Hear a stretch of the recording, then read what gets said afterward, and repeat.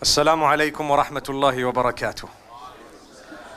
Bismillahir Rahmanir Rahim. In the name of Allah subhanahu wa ta'ala, most gracious, most merciful. Alhamdulillah wa salatu wa salamu ala rasulillah wa ala alihi wa ashabihi ajma'in. We praise Allah subhanahu wa ta'ala. We thank Him for everything that He has bestowed upon us. We send blessings and salutations upon Muhammad sallallahu alayhi wa sallam.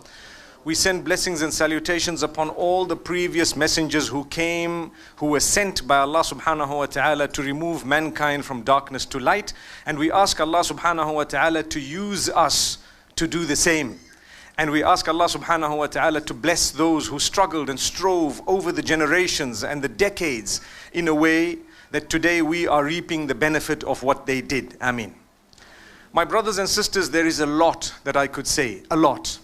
But let me try and be systematic, and I'm sure you will take away quite a bit. When I was born into a home, obviously in Zimbabwe. That's my place of birth. My father was a Muslim teacher. He used to teach the madrasa, and he was the imam in the masjid. And he had a concern for the local Zimbabwean population that was underprivileged. He saw a lot of Muslims and non-Muslims. He saw a lot of poverty. And obviously he was not in a position of wealth whereby he could alleviate that. Why I say this is because many of us want to do a lot about people who are poor across the globe, but we don't have the means. That doesn't mean we cannot contribute towards their success. But perhaps we will be able to do something to teach them a way, to give them hope, to give them courage, to help them, to motivate them. Someone who doesn't have wealth might have the ability to motivate another person to become wealthy.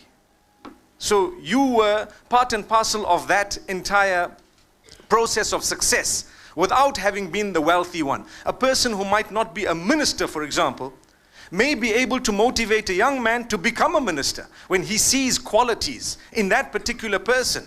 So let's not forget that part of our duty is to be able to think deep, not just think. Whenever I come across the hadith of Rasulullah sallallahu alaihi wasallam, he speaks of knowledge and then he speaks of something deeper than knowledge known as fiqh. So al-ilmu means knowledge and al-fiqhu means a deep understanding. So the hadith says, "Man yuridillahu bihi khayran yufaqqihhu fid din." Whoever Allah intends goodness from, Allah is the one who intends goodness from us. So we ask Allah, oh Allah, I ask you to use me for goodness. So Allah says, I intend goodness from this person. Remember to supplicate, together with all our energies and everything we've been bestowed with, we need to understand that the supplication is a part of it. On one hand you have the super religious who say, sit at home and pray. You tell them there's a problem on the globe, they say, just pray. I don't have a job, just pray. I'm sick, just pray. I prayed and I died. Allahu Akbar. May Allah forgive us. Prayer is part of it. We don't deny that. Not at all. We have to pray, we will pray. But that's not the only thing. Allah gave you the capacity. Reminds me of someone on an island, stuck. And they're making a dua to Allah. Oh Allah, help me. Take me out of this island. I'm stuck. And so the helicopter comes. When the helicopter comes, they call out, hey, come on. We're here. They let the rope down. Just grab hold of the rope and we take you up. No. I'm waiting for Allah to help me. You see, Allah sent the help in the form of people who came to you to take you out of it, but because of your narrow-mindedness, you understood it wrongly to think, no, I'm going to sit here, Allah Himself is going to come. Well, that was Allah who sent some people. So let's understand it this way. The hadith says, whomsoever Allah intends goodness from, He will give them a deep understanding of the deen. Not just an understanding. And I believe that that is true regarding every sphere of knowledge. Not just the knowledge of the deen, but in any field. You have the doctors, there are some, whatever they learnt at the university, that's it, and they come and they attend seminars, whatever they learn, that's what they practice. And there are others who are innovative. They are innovative. What do? They've learned, but they continue research. They try this, they try that, they come up with something else. I know of a doctor who was a dermatologist. He came up with some products that nobody else came up with in order to solve some of the dermatological problems that people are facing. Why? Because he went slightly beyond what the rest did. That's a leader. People say, well, when you lead, it becomes very cold out there because you know what? You're walking on your own. That's so true. One of the signs of the leaders, they will get flack from others. People might not understand you, but you're a leader. You walk alone. You know why? Everyone's walking behind you. That's what it is. You're a leader. They're all walking far behind. And when they're walking behind, they might feel lazy. Some will get tired. Some will sit down. Some will start pointing fingers. Some will say you're running too fast. Some will say you don't know what you're doing. In the essence is you are leading, aren't you? So those of us who want to be motivated by this, remember, a sign of leadership is when you're feeling a little bit lonely. When you have people who talk about you, negative, go onto the internet, search my name. You will find quite a few negative comments. That doesn't bother me. What bothers me is if they are telling the truth, I need to correct myself. And if they are telling the truth, I will correct myself. But the bulk of them are just people who, we call them sour grapes. That's what it is. Sour grapes meaning, you know what? When the grapes are a little bit high and I can't reach them, I just say, those are sour grapes. Why? Because I can't reach them. That's the reason. But they are sweet grapes, to be honest with you. If I could reach them, I would have. But because I can't, I blame the grape and I just say things. So that's why don't worry. You want to lead, you will have to face challenges. People will tell you things. That must result in your positive growth, not in you giving up. If you gave up, you were never meant to be a leader. And if you did not give up, trust me, even the sky is too close to be a limit.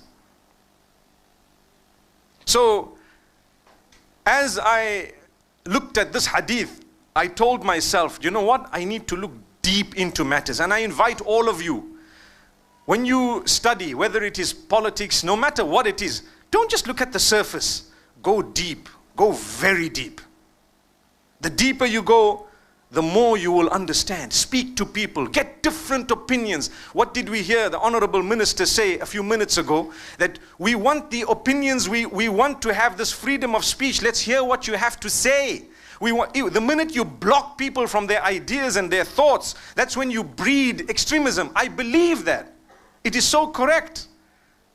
I'm sure you would agree that there is a discussion across the globe regarding the dress code of a Muslim woman. I'm giving you one example and there's so many other examples. So you have two extremes.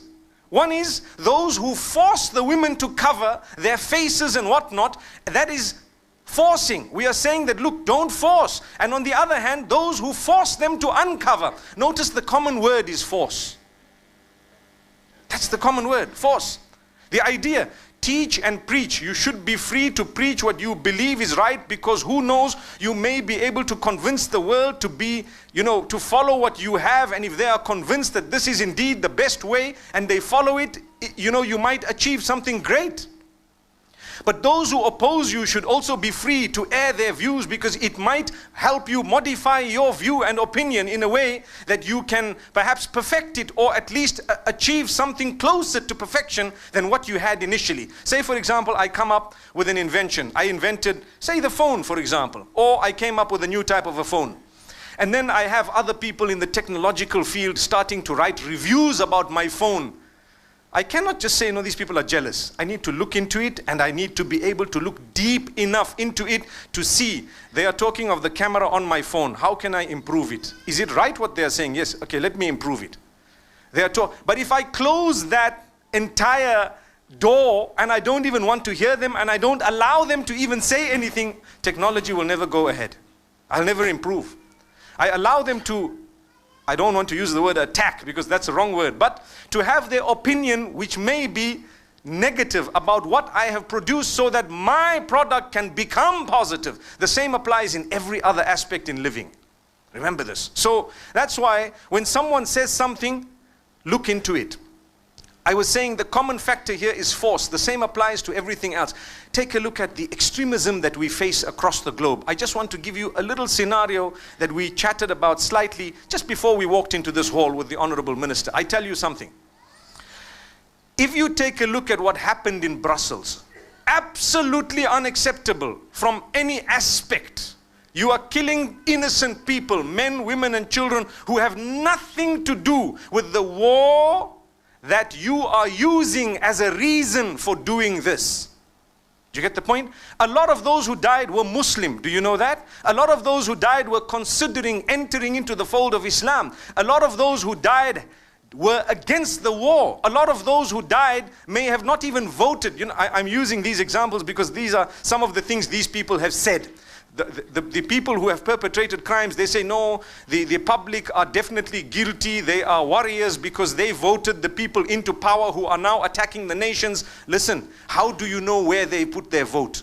How they casted their vote? How do you know? Even if you casted your vote for such and such a person, it does not necessarily mean that you agree with everything they've done. This is hypothetically, this is obviously from a certain angle. But for me, no matter what it was, it's still wrong. However, they say that because you attacked someone far away, we are now attacking you. I said that's unacceptable. But the point I want to raise is the problem of extremism is not only among the Muslims. Immediately after Brussels, in London, in Paris, in America, in Belgium, in so many other countries, non-Muslims began to attack Muslims. Do you know that? So many that the women in hijab, men who look like Muslims, men who were not even Muslim. There was a Sikh who's, a Sikh is a totally different faith. But because he has a beard and a turban, he was attacked. By whom? By the same type of bigots, but belonging to a different faith. Sometimes not even a faith, an ideology. What were they doing? They said, you guys attacked us in Belgium, we're gonna wipe you out, we're gonna do this. There are statements being uttered even by politicians today that we wonder what their IQ is. Someone asked me, what do you think the IQ of these people who are uttering such comments is? And I said, I don't know. They said, I don't even think they have an IQ. It's like -10. I don't know. But if you hear the statements, you get shocked. People in authority saying things that are absolutely absurd. They haven't studied. If it is human nature that if you were to punch me, I would want to defend myself. But if you were to punch me and because I couldn't punch you back, I decided to punch someone sitting next to you, I am the fool. But that's happening on both sides or on all sides. The reason is, let's take a look at Brussels. Like I said, those who perpetrated such a heinous crime are saying that you punched someone, now we want to punch someone else because we can't punch you back. And at the same time, after they did it, and do you agree with me, none of us seated here, and none of the vast majority of the 2 billion Muslims on earth agreed with what happened in Brussels. Do you agree? Yes. We don't agree with what happened. None of us have agreed, but you pay a price. For who?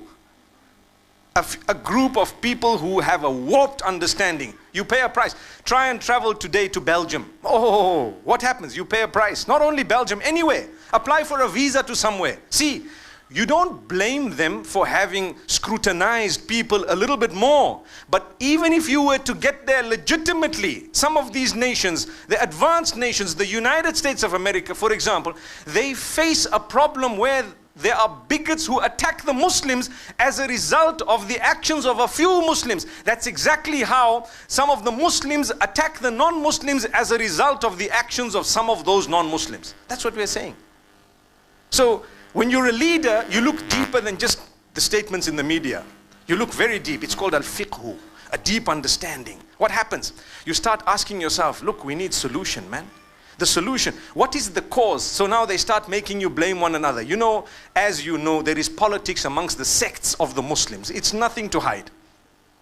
Among the different sects of Muslims, this one belongs to this sect, that one belongs to that sect. There is always animosity, and it becomes a game just like politics, where each one wants to gain a following and each one wants to portray that they have the upper hand and so on. And sometimes they become very low in their approach. So what happens? The Muslim becomes confused.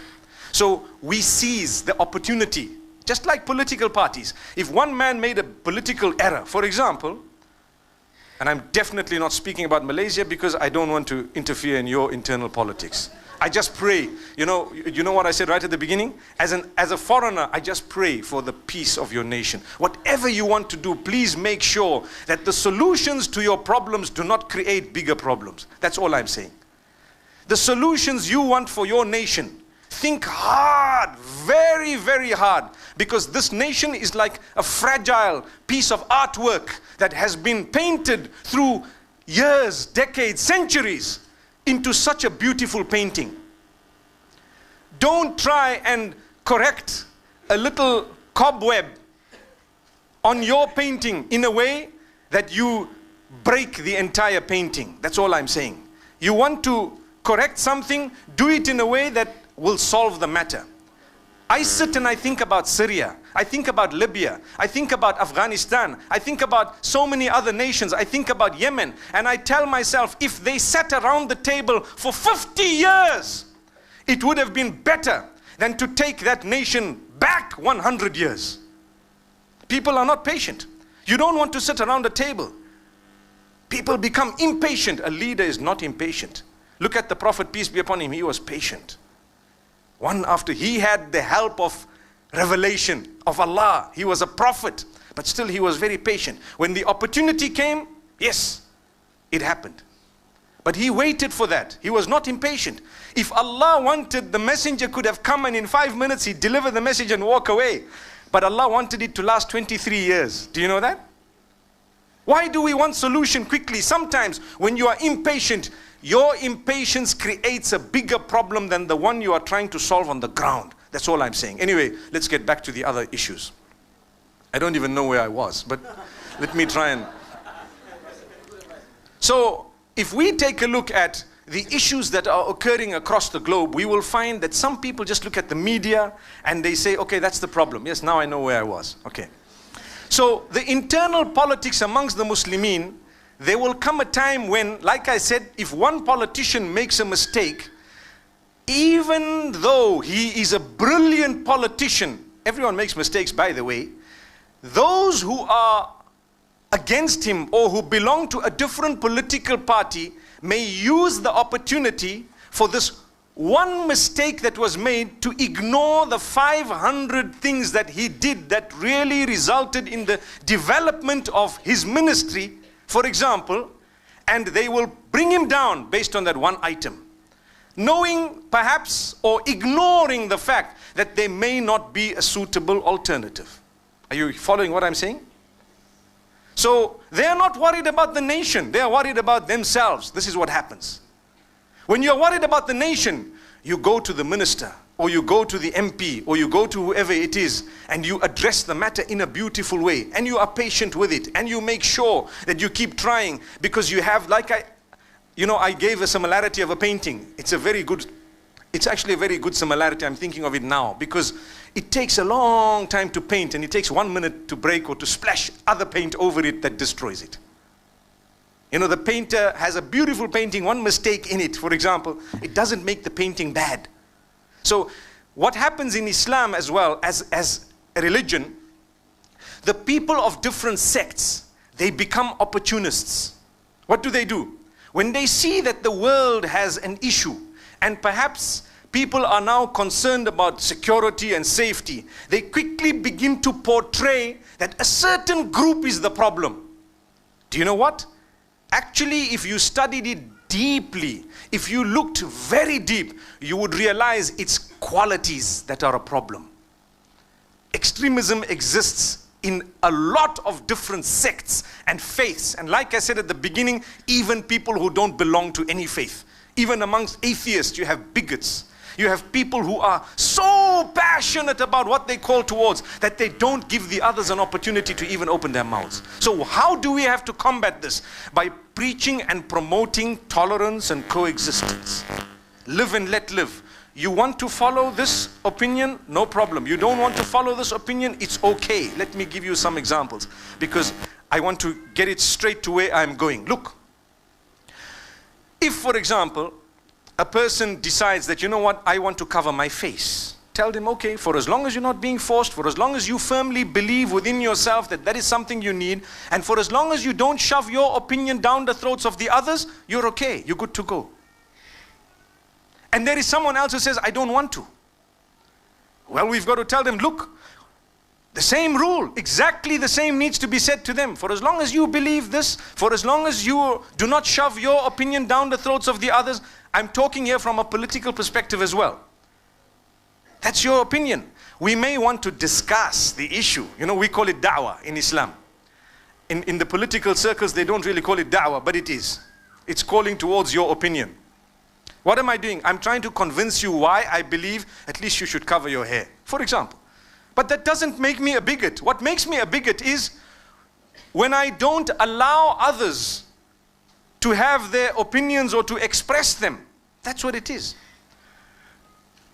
You know, I faced a problem, an issue, because I once made a statement, and this is something that I'm making mention of. The reason is we're talking here to youth, and we're talking here to people, inshallah, who will be leaders. You know, as you progress, you learn, you develop, you change. You know, sometimes your strategy changes, sometimes even your ideas may change. If they are guided a lot of the times with revelation, then there will be minimum changes, because it all goes back to revelation. But I want to give you something quite simple that you will all relate to. I'm sure you heard of this issue of Merry Christmas. Did you hear it? You heard it. Oh, so people started saying, Mufti Menk said you shouldn't say Merry Christmas to the Christians. I'm sure you heard that. Why do you want to just take a small piece of the statement and hold it out like this and make it seem like we are people who do not believe in, you know, a multicultural coexistence, multi-religious coexistence and so on? Let me tell you, I was asked about it recently in Singapore. And the reason I'm making mention of this is to show you that, look, we're not stupid. But sometimes people who want to look at it based on how the media has portrayed it may come to a decision or a conclusion that is not enlightened. They haven't considered everything. So what happened? You see, I grew up in Zimbabwe. We interacted from a young age with the Hindus, the Christians, the Jews, those who are from the African traditional faiths and so on, and we got along. We mixed in the schools from a young age, and as I grew up, I went to a high school that was purely Christian Catholic. And that was the best option we actually had. They allowed me whatever I had, and obviously we catered for them, they catered for us. There was a lot of respect, and that's how we developed, okay? However, when it came to Christmas, there were so many Christians who didn't believe in it. They said, no ways, this is wrong. I recall a young boy, I even know his name, and he was with me. He didn't used to like to participate in religious studies because he belonged to a certain sect of Christianity. And he used to say, these guys don't know what they're talking about because X, Y, and Z, and he gave his reasons. That's not the topic today. But there are Christians who don't believe in Christmas. They don't participate in it. Is there anything wrong if they don't believe in Christmas, Christians? There's nothing wrong. They didn't participate in it. There's nothing wrong. But the minute they put a block on someone else who believes otherwise, then there's a problem. That's what we're saying. So the question you have to ask yourself, did you stop people from celebrating what they want? No. Did you ban them? No. Did you disallow them? Did you spread hatred against them? No. All you said is, Lakum dinukum waliya din. You have your faith and I have mine. So as we grew up, there were a few Hindus who were with me at school. One of them used to eat beef. And I asked him, I said, how come you eat beef? Isn't this supposed to be one of the gods that you consider, a god with respect to them, with due respect to them? But he says, no, this is a special beef. I didn't understand that, but it was just that, okay, I'm not such a strict Hindu. That's what it meant. There were other Hindus who would tell him, listen, you are wrong. There were other Hindus who told him you are wrong. And there were other Hindus who tried to correct him. But he kept on eating it. And then when it came to Eid al-Adha of the Muslimin, they would never congratulate us. Why? Because we are sacrificing or slaughtering their God, so to speak. We never ever felt bad.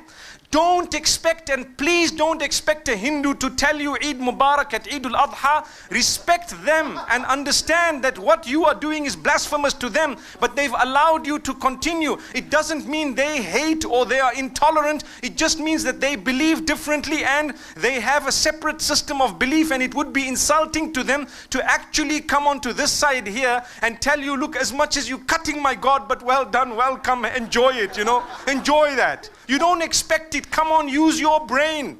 This is what tolerance and coexistence is all about. It's not about a statement. It's more about allowing them to believe what they have to, with respect in a way that you respect what they have as well. That's all it is. So what happened is, as time passed, it was amazing, because when it comes to the other faiths, we found the same. People didn't participate in some rituals of other faiths. That did not make them bigots. but they respected each other. There was a young man who became a Muslim from the Hindus. The day they were, you know, when they die, what happens is they burn the body. They cremate that body. So this young man, his father had died, and they were cremating the body, and they asked him as the oldest son to actually light the fire. And he said, look, as much as you want me to do it, and that's my father, I'm sorry, it goes against my beliefs. And it caused a commotion until some of those who were wise, who knew, they said, look, that's the man's beliefs. Come on, leave him. Let the next son do it. How can you impose on him some? The idea is to coexist with your difference. That's what makes you a rainbow nation. That's what it is. But you don't shove your opinion down the throats of others. Just like now in the Western world, they are banning you from covering your hair in some countries. That would create another problem. Why? Like the Honorable Minister said, it would make people feel that they are at war with the system because, hey, you know what? This is my basic right to believe something. I believe this is wrong. I believe this is right. That's the idea. So, from among the Muslims, there are those who believe that it's okay to participate in Christmas. And from among the Christians, there are those who believe that it's not okay to participate in Christmas. Look at the irony. But the idea is, if you believe that, by all means, go ahead. You are answerable to Allah, not to me. If this one believes otherwise, go ahead. But please don't impose it on me. If I don't want, it's one of those things. Come on. You know, live and let live. Today, the problem is with all parties. We believe we are the only ones who are right. So we want to shove our opinions down the throats of the rest of the world. If not, they are the problem. They are the terrorists. They are the issue. They are this, that. Watch out. The words you are using will be used against you as well. Be careful. So this is why we say, as I grew up, you know, still we used to sit and eat together as young boys. College. You know, you have your lunch, they have their lunch. We knew that if you have a beef burger, please don't offer it to the Hindus. It's insulting. It's blasphemous. They would actually feel so hurt. Don't. Would you ever, if you have Hindu friends, actually tell them, hey, have some beef? I don't think so. Exactly the same could be said about pork and the Muslims. Do you agree? Imagine if your friend says, just is a pork burger, come on, bacon tastes nice, you know, come on, you know. How would you feel?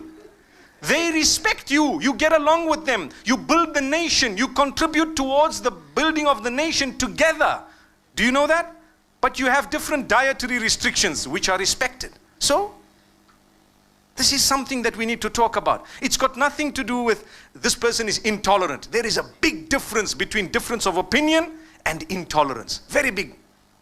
I can differ with you right now. I can differ with you on 100 matters, but I'm so tolerant. I promote tolerance. I promote coexistence. I promote the fact that all of us should contribute towards the development of our nation. Here in Malaysia, you have people, you have the Chinese, you have the Malays. On the other hand, you have Muslims, you have Buddhists, you have perhaps people who belong to Christianity, maybe even, you know, Jewish people, whatever other faiths. I don't know how the nation is made in terms of, you know, the various faiths, but I'm sure there are more than 20 or 30 different faiths. Look at the civil service. You will have people belonging to every race and to every religion, and they are serving the nation. That's what they're doing. What are they doing? Serving the nation. So as a Christian, he might want to invite you to Christianity. As a Muslim, he might want to invite you to Islam. As a Buddhist, they might want to invite you to Buddhism. That's part of life. Everyone engages in their da'wah. So as Muslimin, our duty is to portray and present Islam in a way that when they see the way I serve the country, the way I'm dedicated, my honesty, my integrity, the way I cater for all people and not just for the Muslims, they will then realize this man is indeed a true leader. I'm so motivated by the fact that he's a Muslim. You hear the point? The problem with us is, I'm a Muslim and I'm a leader. And this is obviously a lesson for all of us. So I think that because I'm a Muslim and a leader of a multicultural, multi-religious nation, I should not cater for others only for the Muslimin. No, relax.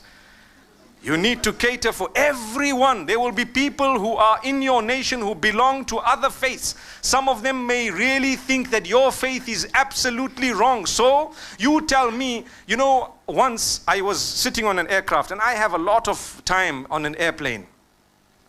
And I had an atheist sitting next to me, and we were talking about faith, and he said, you guys are very bad. The Muslims, I said, no, you get good and bad in every faith. He said, not Islam.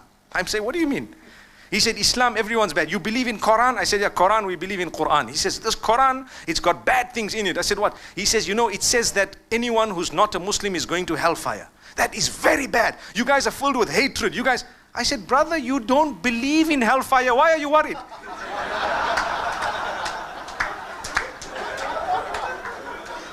That's the irony. Atheist, he doesn't believe in the hereafter. And he's telling me we are bad because we believe everyone's going to hell. I said, by the way, the Christians believe the same, the Jews believe the same, the Hindus believe the same, and most other faiths believe the same. What about them? He said, no, but they don't have a Quran. I said, okay, this is a bigot. This is a person who really doesn't know. He is so uneducated. He hasn't mixed. I learned more about other faiths and inclinations and different types of people when I traveled the world. Subhanallah. I thank Allah for giving me that opportunity. I came to Malaysia. The first few times when I visited here, I didn't know. Every one of us is brought up in a certain environment. I was unaware of so many things. I learned as time passed. I've now got so many friends in Malaysia. Subhanallah. And I've learned so much to say, you know what? The little cocoon that I've been in all along, I need to know that there are different cultures, different ways of looking at things, people who like different things, you know, roti, chinai and whatever else. It doesn't come in Zimbabwe. It's not there. Okay, that's just an example of food. But in everything else, I mean, you know, we grow up. I'm going to let you know something very interesting. And we read Salah in a specific way. Since we were young, innocently, you read Salah the way you were taught. You get up, you're not exposed to so many other things. When I came to Malaysia, the first time I was exposed to some different things that were happening. And to me, I'm wondering, why are they doing this? Why are they? When you go to Makkah, don't you see some strange looking things? I mean, for the first time in my life, saw people who read Salah. They just come to the saf. You know what's the saf is the line. They don't raise their hands when they're starting their prayer. They just come and they stand. And I'm thinking to myself, why is this guy not starting his prayer? Next thing he goes into ruku'. You know, he goes in. And I'm thinking, when did he start? I didn't see it. Did you know that that is one of the opinions of Imam Malik ibn Anas? It's a Maliki madhab. It doesn't make him a bad person. And when he sees you doing this, he's saying, what's wrong with these guys waving hands every little while? So it's what you are exposed to. These are opinions of the fuqaha. They are juristic opinions that are valid. They're not bad. But you won't know, you will think this is bad because you're ignorant, you haven't mixed, you haven't interacted sometimes. And sometimes there are matters of culture. So someone asks, for example, you know what? I have my culture and my faith. Which one comes first? Oh, what a crucial question. It's a crucial question because people need to know the answer. And there is a very enlightened answer, a beautiful answer to that. Look, I tell you, we have cancelled a lot of our culture because as we became educated, we realized that some of it was wrong. I'm not talking of religion.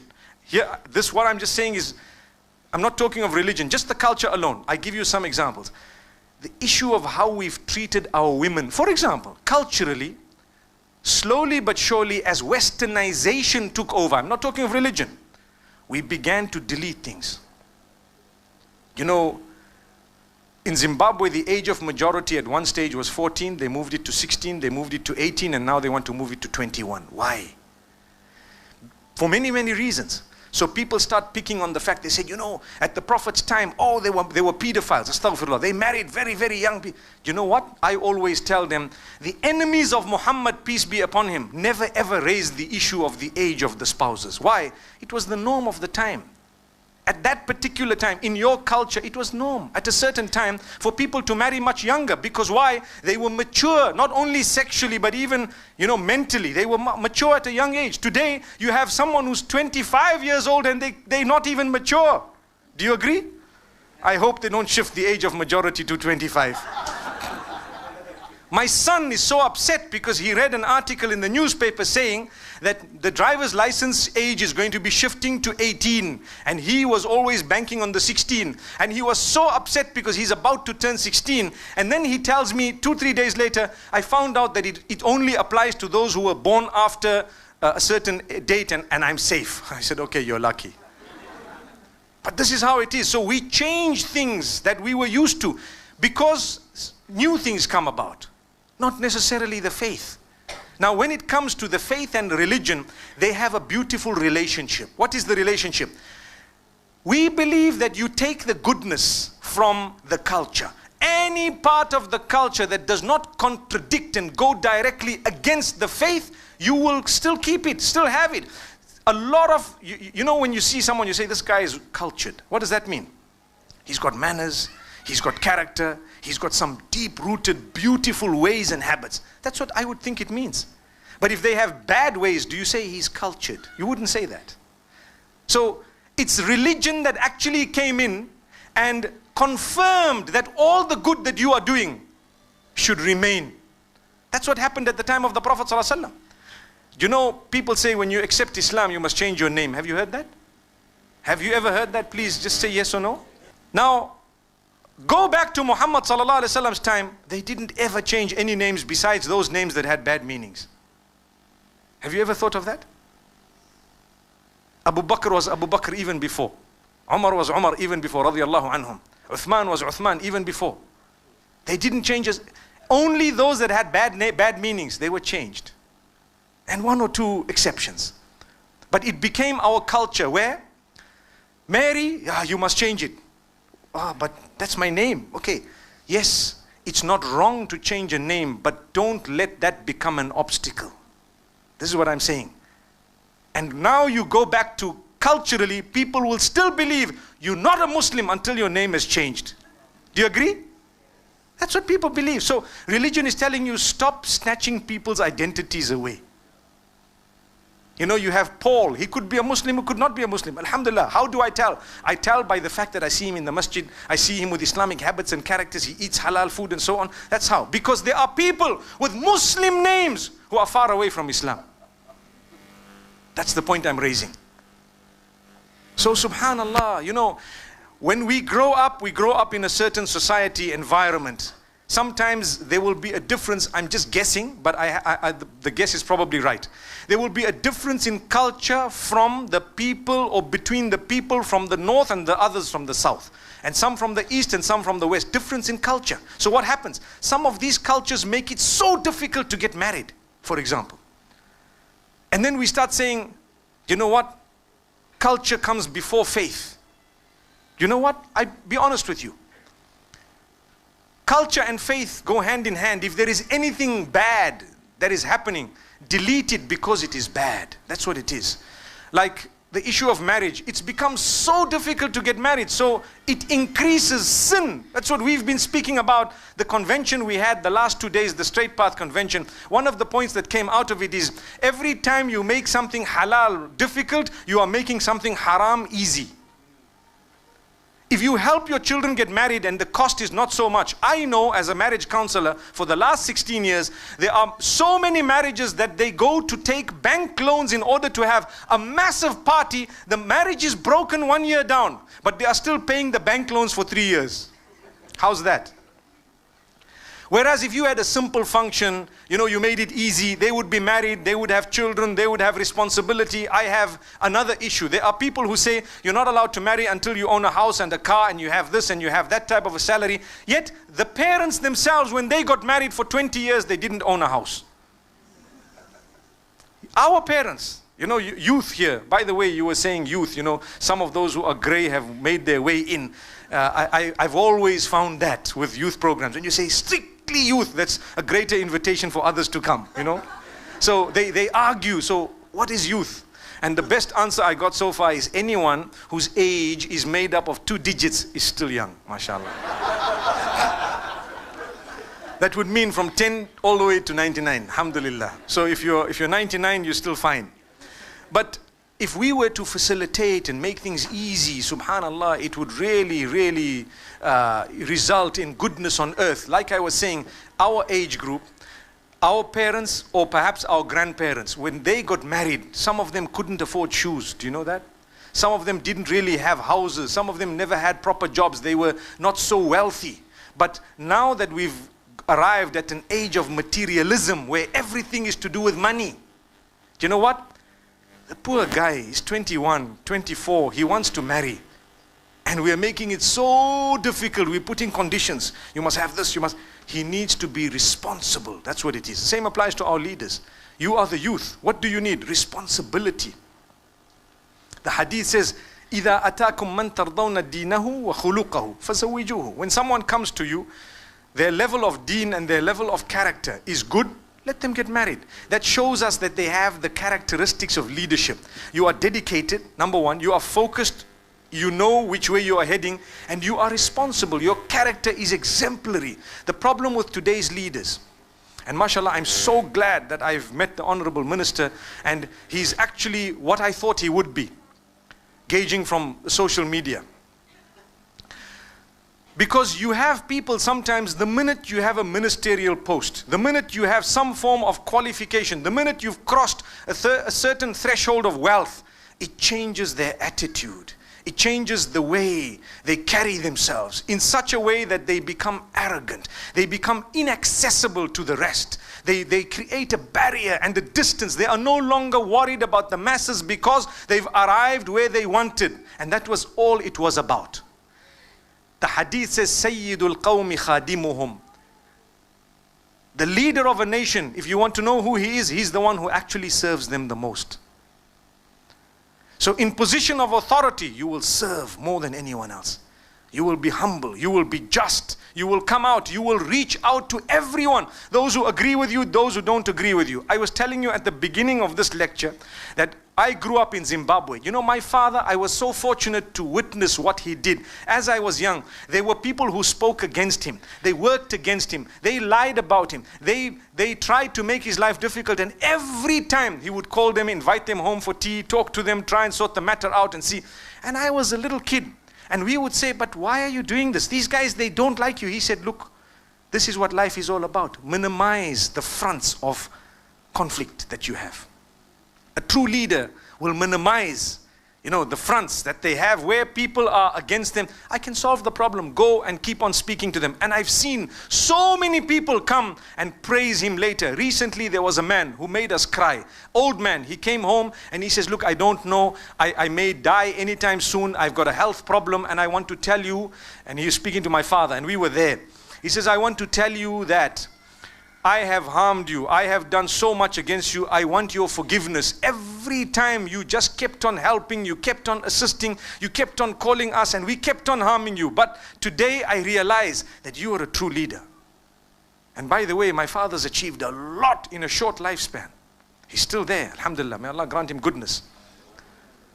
But what I learned is dedication. Continue working.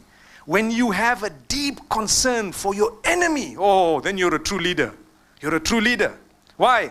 I have a deep concern for the one who doesn't like me because I know that if I pray for him, I try with him, I reach out to him, I may be able to, contribute to positive growth for all of us. The minute I channel my energies to attacking one guy whom I can solve the problem with, I am wasting resources that could be channeled towards the development of the entire nation. That's what it is. So this is why let's think very deep. Let's think very carefully. May Allah subhanahu wa ta'ala help us. I told you at the beginning I have a lot to say, didn't I? And I've spoken longer than I expected to speak. I apologize for that. But at the same time, inshallah, may Allah grant us humbleness. May Allah grant us humility. May He grant us genuineness. May we really reach out to people, not just Muslims, but people of other faiths as well. Understand them. Let's have this live and let live policy. Like I was saying, it's not an issue of Merry Christmas. If you want to participate, you participate. You don't want to participate, you don't. You believe it's okay, that's fine. You believe it's not okay, that's fine. It's all up to you. It's you and Allah subhanahu wa ta'ala. You want to preach this way, you may. But don't promote hatred. Don't promote violence. Don't promote intolerance. That's what develops extremism. We need to thank Allah subhanahu wa ta'ala that we have open minds. We will live and let live. We will allow people to have their opinions, to incline in whatever way they want to incline, on condition that they don't trample upon the toes of others. They will afford us the same. Like I said, and just to clarify it, I am never ever offended when someone doesn't wish me Eid Mubarak. I'm never offended. And you know what? What do I say to my Christian friends? Well, have a happy holiday, season's greetings and so on. I've still done the same thing, but I've just borne in mind that I have a faith. There's nothing wrong. And like I say, there are people who may disagree. There are scholars who will also have another opinion. By all means, that's also a good opinion. I didn't say it's not. And I didn't say you're not allowed to follow it and I'm the only guy. But why shove down my throat an opinion that I may not have yet seen the light regarding? And why should I shove my opinion down theirs? No, it's a matter of discussion. That's all it is. And it doesn't make us bad in any way. And I believe if we think that it makes you bad to have an opinion that is honest and that is not trampling upon the toes of others, then we're heading in the wrong direction. We should listen. We should understand, tolerate. Look, it doesn't mean that we want the solutions to the problems that are facing the Muslims, so we must water down Islam. No, Islam's been in existence for so long. People are saying in America, okay, because now I need to live in America, I'm taking off my hijab, I'm taking off my skirt, I'm taking off my trouser, meaning I'm taking off everything. What are you going to walk with? Naked? Even if you walk naked, they will still brand you, mashallah. Even the youngest from amongst us is dressed the best, mashallah. Alhamdulillah. So you don't have to give up your faith because of people who have a warped understanding. No. Continue teaching the people that, look, I'm a Muslim. For example, I'm a Muslim. And I'm a good Muslim. I'm a devout Muslim. But I'm reaching out to you. I love you. There are sects among the Muslimin. We get along. That's how it should be. We should be getting along. We should greet each other. This business of labeling people kafir is one of the roots of the problems we have. And that does not exist only with one sect. Trust me, it exists with many, many sects. When you have a difference, say, no, this one's a kafir. Why? For what? Why use heavy terms? Obviously, this might be understood by the Muslims more than others. But we know it's a problem because the minute you label someone with these labels that are so heavy, do you know what will happen? It creates a sense of going back to some rulings in the hearts of some of the Muslims. And you know the ruling of apostasy, for example. Some of them have made mention of some harsh rulings. The problem is the people start taking the law in their own hands. That's where the problem is. A few days ago, I saw a clip on YouTube. There is a singer called Junaid Jamshed. I don't know if you heard that name. What happened to him is, he's a Pakistani. In one of his talks, he was a singer.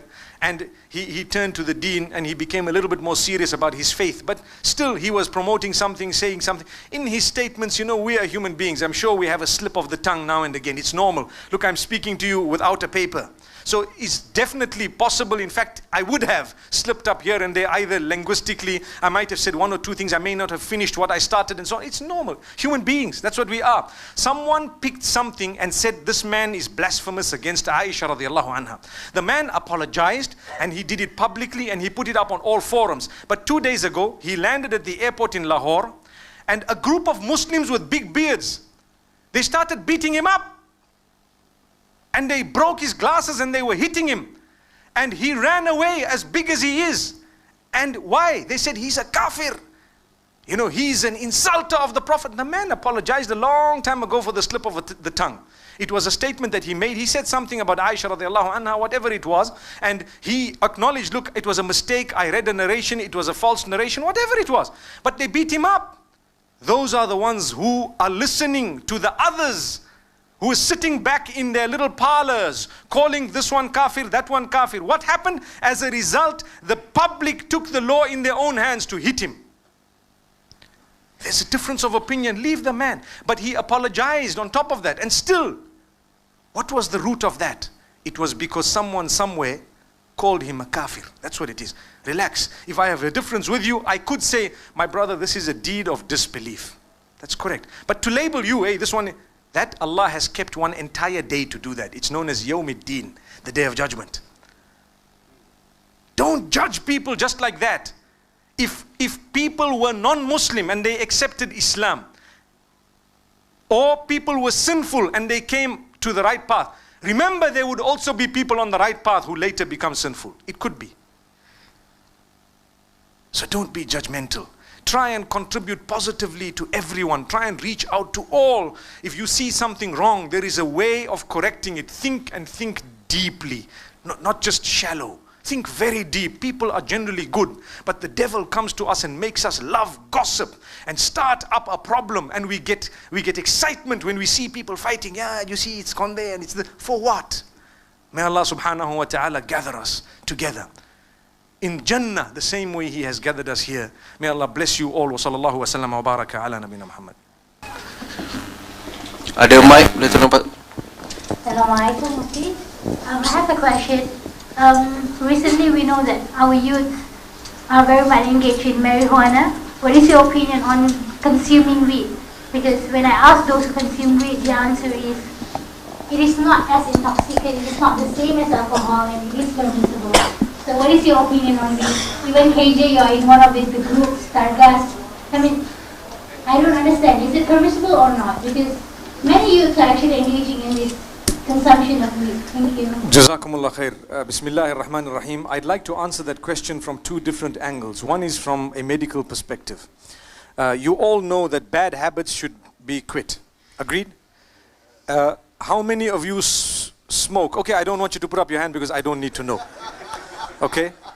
But I'm sure those of you who do smoke, you acknowledge it's a bad habit, it's a waste of money. You know that it's wrong to sell cigarettes internationally, not from an Islamic perspective, but internationally it's wrong to sell cigarettes without having a disclaimer where it says cigarettes kill or smoking kills on the box itself. So it's a bad habit, we should eradicate bad habits. So if smoking is so bad, weed is worse. Like we always say, the only, subhanAllah, I'm sure you've heard us say this before, that the only weed that is permissible in Islam is tajweed.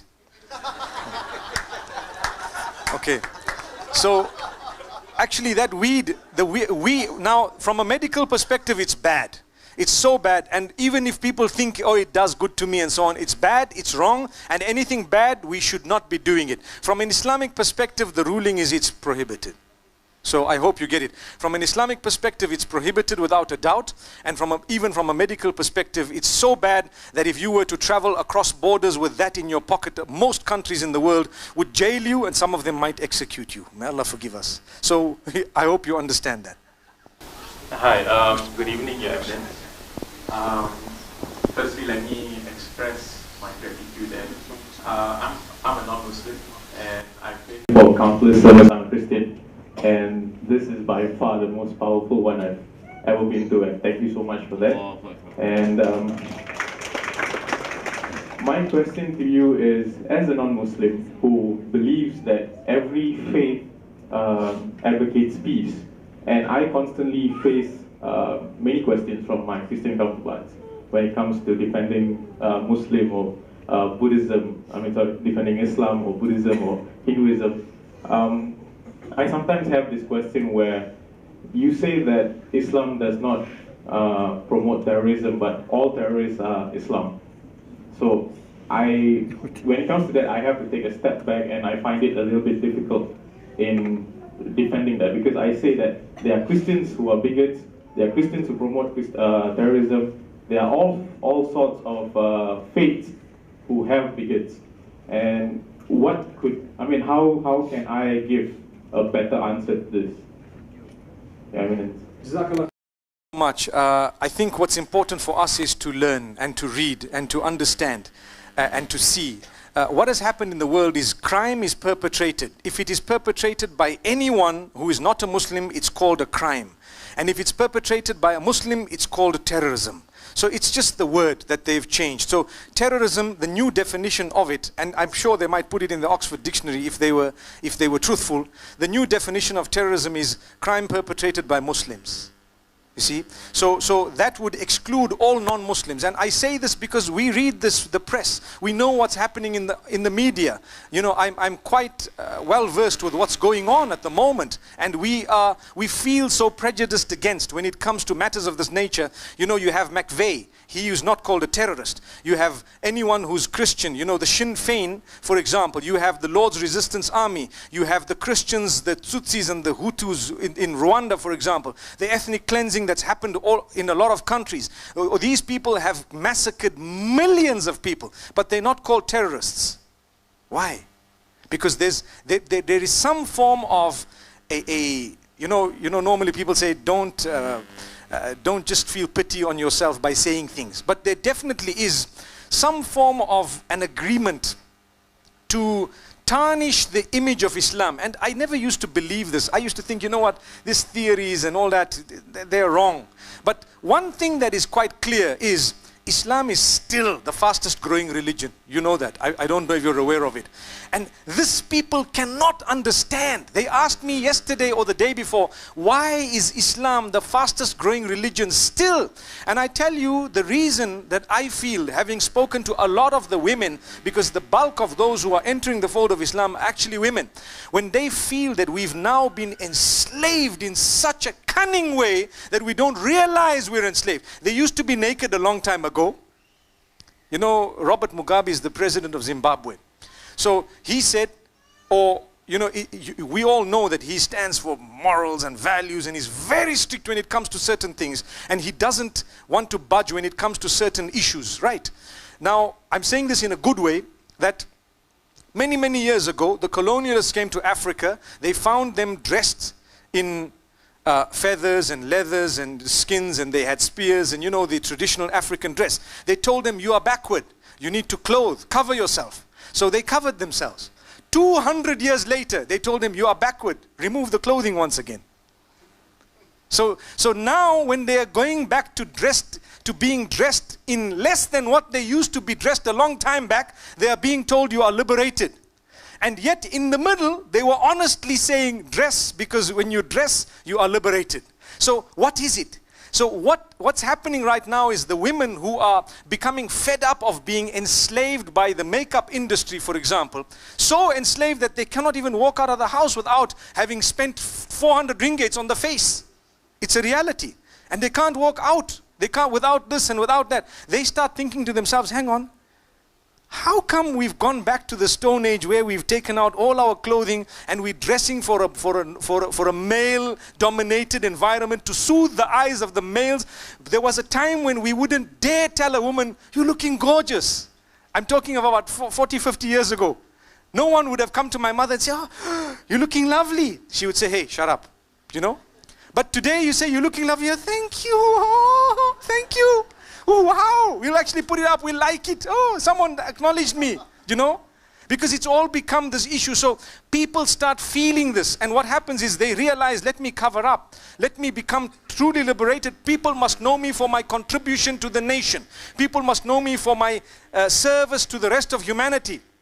People must know me for my character and conduct, not just what I look like. So what happens is, when the people who studied what's going on the globe saw that as much as Islam is being portrayed in a negative way, it's still growing so fast. To be honest, words started coming out that would only depict Muslims. So terrorism is an act done by Muslims. Like they say, there was a man, you know, for example, it's just an example that's given online, and I've read it, where a man saved a dog, right? So people said, oh, this man saved the dog. What did he do? The dog was on the highway, and he ran after the dog, and he saved the dog, and he actually brought it to safety. So there was an article saying, wow, man saves dog, and so on and so forth. And then they found out he was a Muslim. And what did they say? They then put a headline to say, a terrorist Muslim disturbs the peace of a dog trying to cross the road. Come on, come on, come on. Now this is just an example, obviously. It may also be hypothetical, but at the same time, it goes to show that even the Muslims understand that that word terrorism is abused. Look, we are approximately 1.5 to 2 billion Muslims on the globe. If Islam was actually a terroristic religion, nobody would exist. They wouldn't exist because, can I stand up? You are a non-Muslim, agreed, my brother? Do you feel safe in this room? MashaAllah. You feel secure, don't you? We're all Muslims around you. Remember that? MashaAllah. May Allah subhanahu wa ta'ala bless you. I think I've just made my point. Shukran, shukran. Thank you so much. Hello. Assalamu alaikum. I'm just curious about democracy. Yes, democracy is a way of Islam. And how about Shura? Can you explain, because I'm not sure about the concepts. Jazakallah. Democracy is a term that is used. We need to understand what is meant by it. And what I've noticed is over time, it's also being modified. it's being modified. So Islam has a system that's not modified, it's there. Shura is something that is quite close, whereby you seek the opinion of the majority of people. But in Islam, the difference is there needs to be qualified people to be able to seek guidance from. So if I would like to participate in a shura, the people that I seek guidance from must be qualified in what I want to ask them about. You know, I cannot ask a person who's a plumber about someone else's heart disease. I need to get a doctor. And on top of that, I need to have a doctor who is genuinely concerned about the cause. Let me give you an example about shura. If I were to get married and I wanted an opinion about a certain girl, and I want to ask someone, you know, is it worth it or not? I need to ask someone who knows me, perhaps who may know her, but who has a genuine feeling for me. Because if that person doesn't have a genuine feeling for me, they will intentionally give me the wrong opinion. You know, if there is a guy who's eyeing out the same girl, he will tell me, very bad idea. Don't, she's a bad woman. And 2 months later, the two are getting married. And what did I do? I asked opinion. So the shura also has a lot of restrictions or rules and regulations. It's not just I sought opinion, but it goes to show that the opinion of others counts even in Islam. That's what it goes to show. So, you know, if you were to say Islam and democracy, yes, the two may not be of the same understanding the way it stands today, but I want to inform you of something interesting. Many years ago, in one of the countries, there were 10 political parties and there was the election happening, and the party that came into power had 30% of the vote, and the other 70% was scattered through the other 9 parties. One had 5%, one had 11%, one had 12%, one had 8%, whatever else it was. So we were looking at it and studying it, and we were saying that, look at this democracy, it's brought into power someone who only has the support of 30% of the masses. 70% of the masses don't want them there, but they are sitting there. Later on we got to hear that no, you have the runoff and you have various other ways of ensuring that the majority wants this person. But then what you're doing is you're minimizing the number of candidates.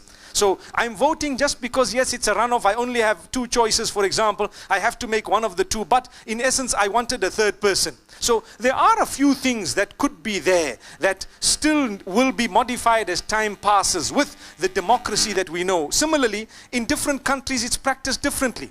And what I've learned is in some nations it simply doesn't work. You know, some nations where we have a culture of a different nature, and in particular I'm referring to some of the Arab nations where you've had, you know, chiefs and kings and so on.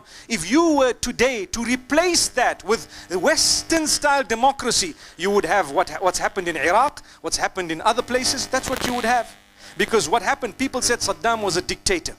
Look, I was quite younger at the time, but later on, what happened today, there are so many people who fought for the removal of Saddam Hussein, who will confirm and tell you we would rather have been under his rule than what's happened today.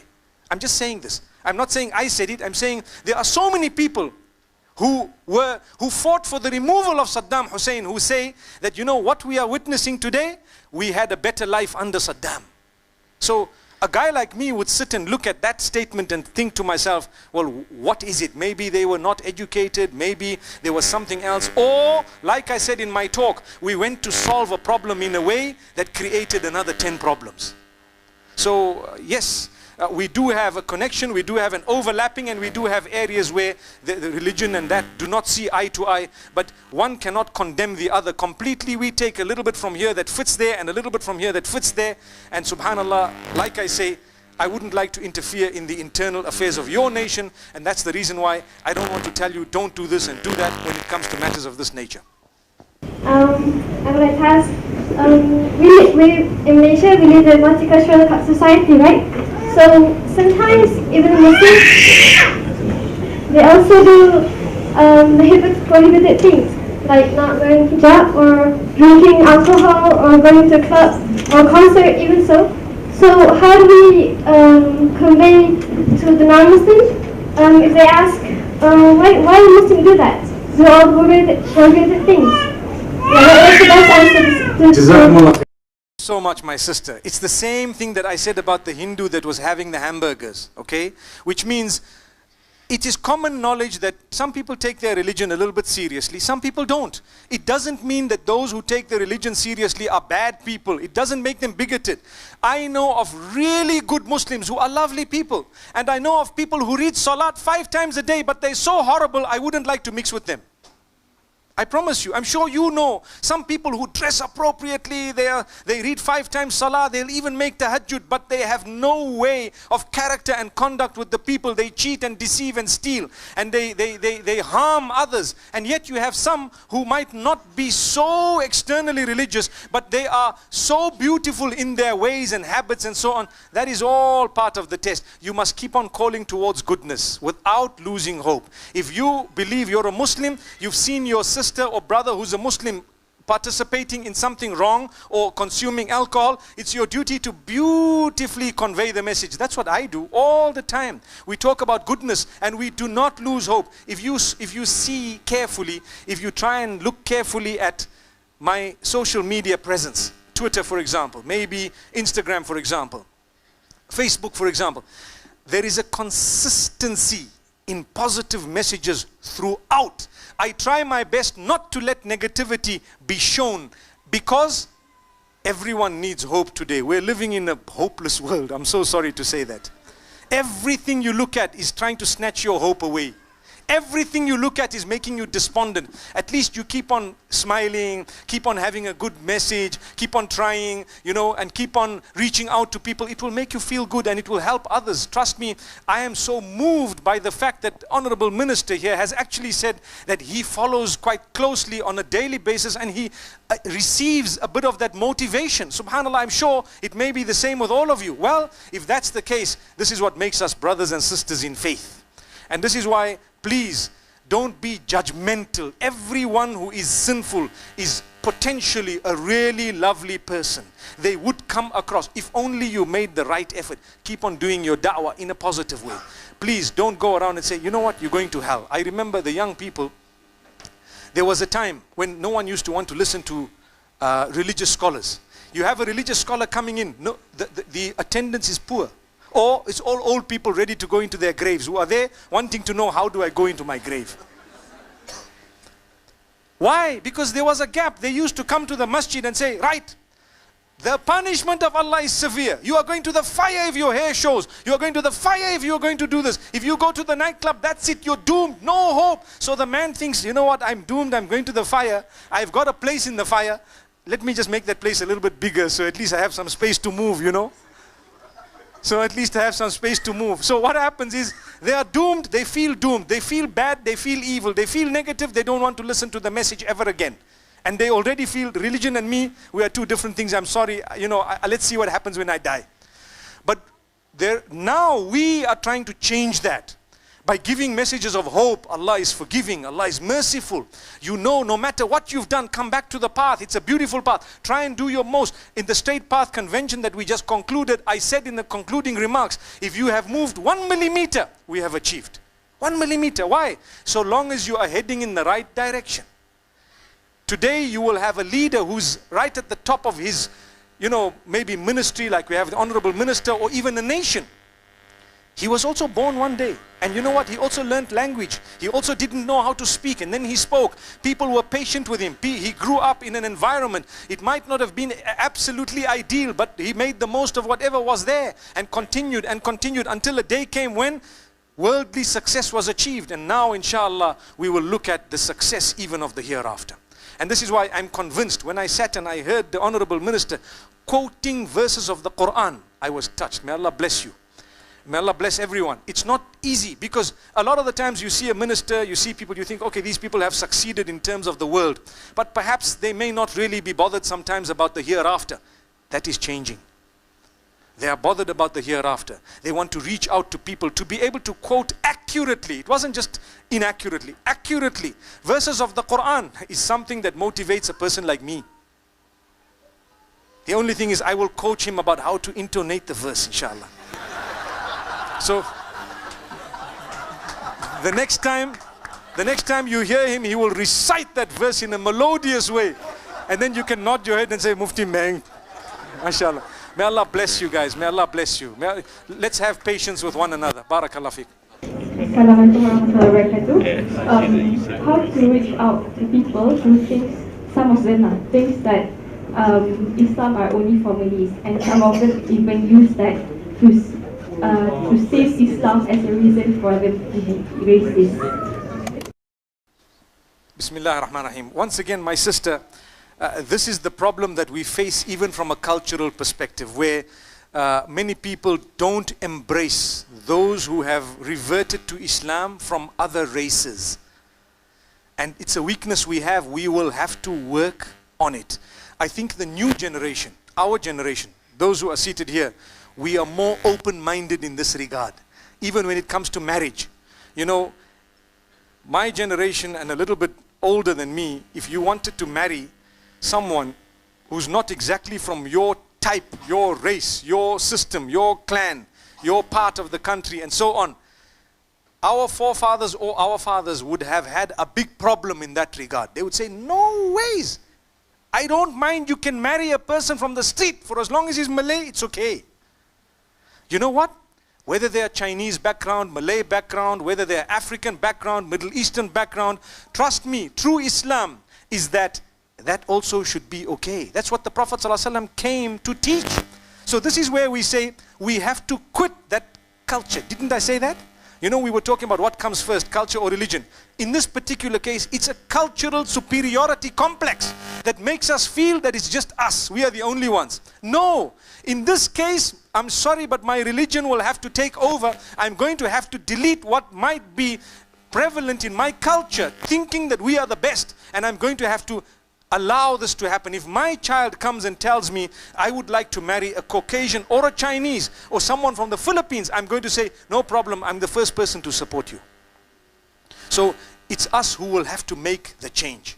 We will have to make the change. And this is why when I see people of other cultures and other races, normally I go out of my way to give them importance. Give them importance. And I ask you to do the same. Give them importance. This smile breaks barriers. People accuse us of being very cold people. When I sit in an aircraft, and I told you earlier that I do that a lot, I make it a habit to greet, to smile, to share, to say things, no matter. The person can actually think you're a bad person. Initially, that's the way. You know, a guy walking into an aircraft with a big beard, dressed in an Islamic way, you know, that's the last thing you want to see on a plane. Do you agree? But as you walk in, you smile, hi, how are you doing? And I'm fortunate because, you know, I fly so much that now when I enter the aircraft, a lot of the times you get the crew coming to greet you because your name is on a list of people who travel a lot, right? So they come to greet you, and then the people are wondering, why are they greeting him, you know? And I have another one where a lot of the stewards and hostesses would know me personally, and they would come and greet me by name and say, it's an honor to be flying. I actually had one of the flights where the captain announced, he says, Mufti Menk, ladies and gentlemen. And I was like, wallahi, wallahi, recently. And he says, it is an honor to be flying my mentor. That's what he said. The captain was talking on and I'm like sitting like, and I started sweating because, you know, I was like a little girl blushing. May Allah forgive us. I'm thinking, I wasn't expecting that. But what happens as a result is people realize that, you know what, you can be a good Muslim with a beard and you're such a friendly person. You reach out to us. I promise you, if there was a gay who was drowning, I would be the first one to dive in and save him. I'm just letting you. Why? Because he is a human being. That's what it is. Did you hear? What I said, people might not agree with. I will have scholars who might even fight me to say, how could you say that? I disagree.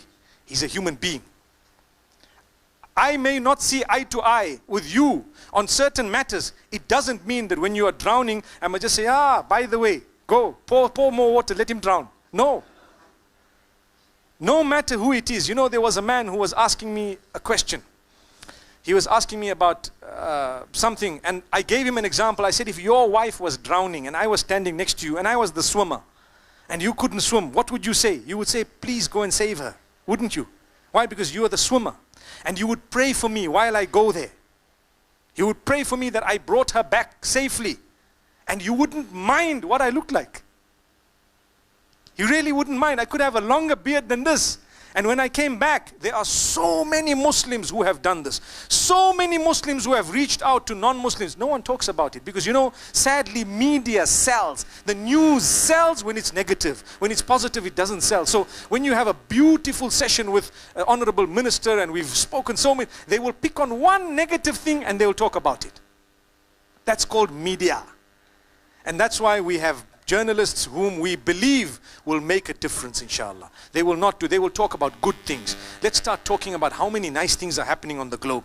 If for every one act of terrorism that's going on the globe, there are hundreds of thousands of acts that go unmentioned of people. You know, I was watching the news about Singapore. There was an award they gave of the Singaporean of the year, something of that nature. There was a lady who helped a non-Muslim in a supermarket. Did anyone read that story? Yes. What did she do? This man, he actually sadly messed himself, old man on a wheelchair, and the couple, elderly couple. And people were walking, Muslims, non-Muslims were walking past. One lady who's a Muslim decided, let me help them, man.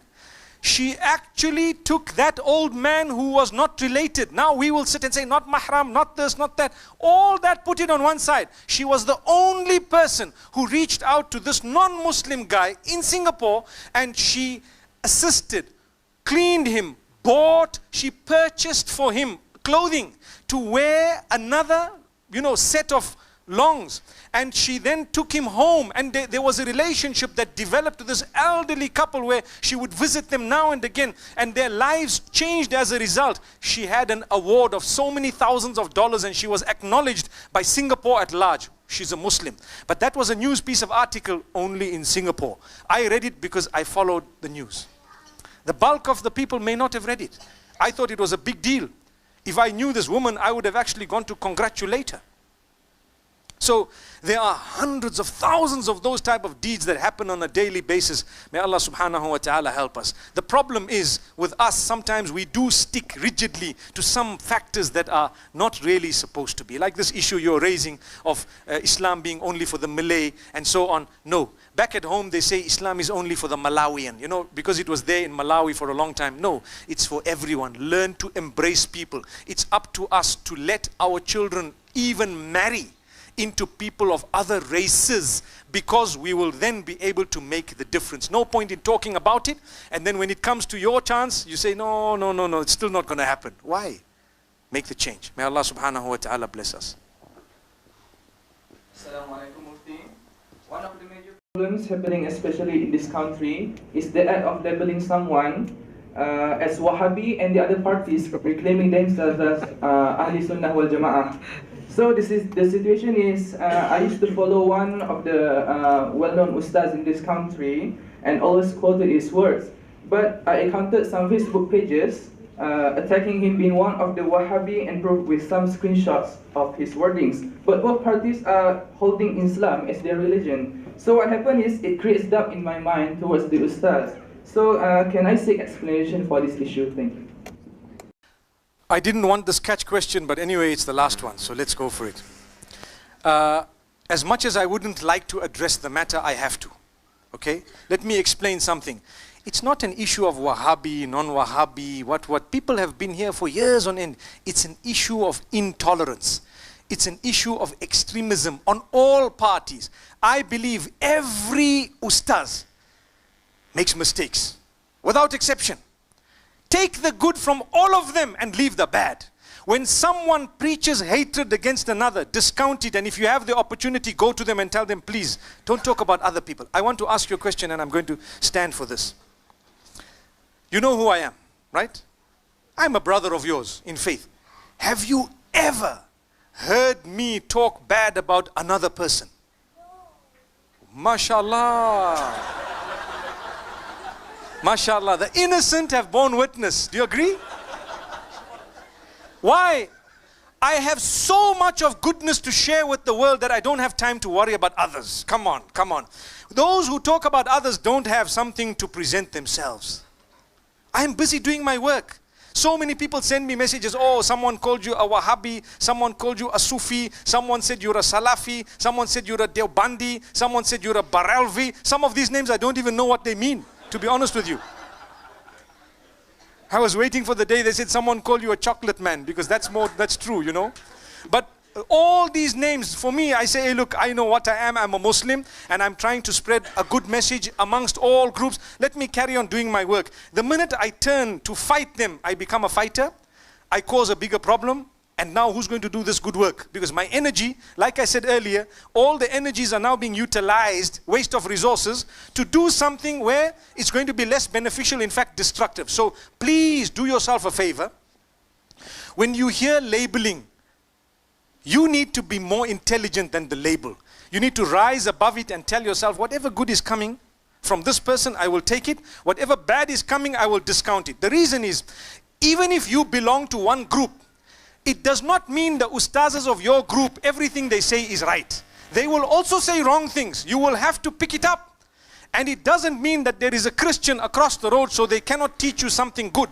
I have had people who taught me mathematics and geography and biology and sociology and English language who were Jews and Christians and Hindus and people who belong to other faiths.